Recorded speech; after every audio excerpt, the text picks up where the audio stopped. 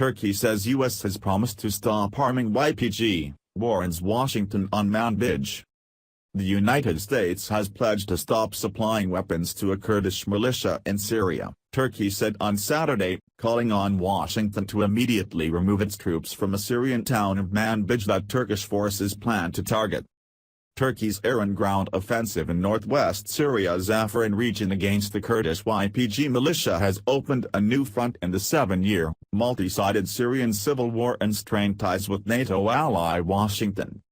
Ankara views the YPG as terrorists and as an extension of the outlawed Kurdistan Workers' Party, PKK, and has been infuriated by U.S. support, including arms and training, for the militia.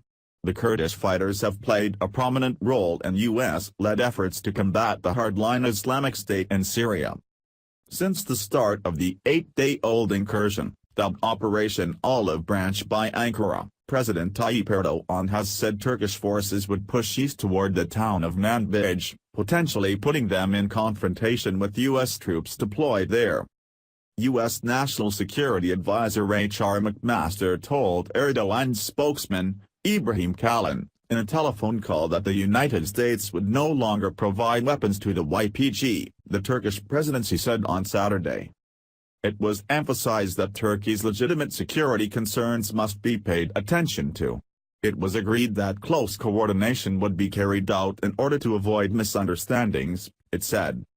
The agreement is likely to be seen by Ankara as a substantial diplomatic victory from the incursion, where Turkish troops and their Syrian rebel allies appear to have made modest advances, as heavy rain and poor weather have hampered air strikes and progress on the ground. Turkey's foreign minister said the United States needed to follow up its promise with concrete action, including the immediate withdrawal of its troops from the vicinity of Manbij. The United States needs to break its link with the terrorist organization and make them drop their weapons completely. They need to collect the weapons they gave, they need to withdraw from Manbij immediately, Mevlut Cavusoglu told reporters on Saturday. The U.S. State Department did not immediately respond to requests for comment about ending arms to the YPG or exiting Manbij. Erdogan said this week that Turkish forces would sweep Kurdish fighters from the length of Syrian border and could push all the way east to the frontier with Iraq, a move that would risk a possible confrontation with U.S. forces allied to the Kurds. Any drive by Turkish forces toward Manbij, part of Kurdish-held territory some 100 kilometers, 60 miles, east of Afrin, could also threaten U.S. efforts to stabilize northern Syria. The United States has about 2,000 troops in Syria, officially as part of the international coalition against Islamic State. U.S. forces were deployed in and around Manbij to deter Turkish and U.S.-backed rebels from attacking each other and have also carried out training missions in the area.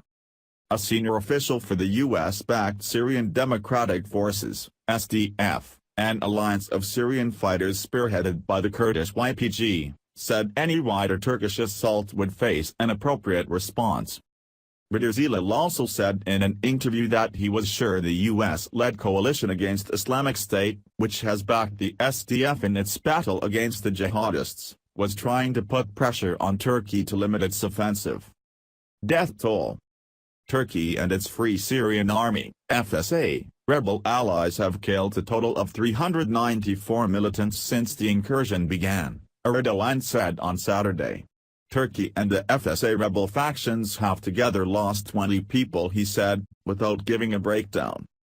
Later on Saturday, the Turkish military said that 2 soldiers and 2 FSA fighters had been killed and another 11 soldiers and 4 FSA fighters had been lightly wounded in clashes on Saturday. In a statement, the military also said 447 militants had been neutralized since the operation had started, with 57 of those on Saturday. The SDF has accused Turkey of exaggerating the number of Kurdish fighters it has killed. The Syrian Observatory for Human Rights, a Britain-based war monitoring group, said that 36 civilians in Afrin, including 10 children, have died so far.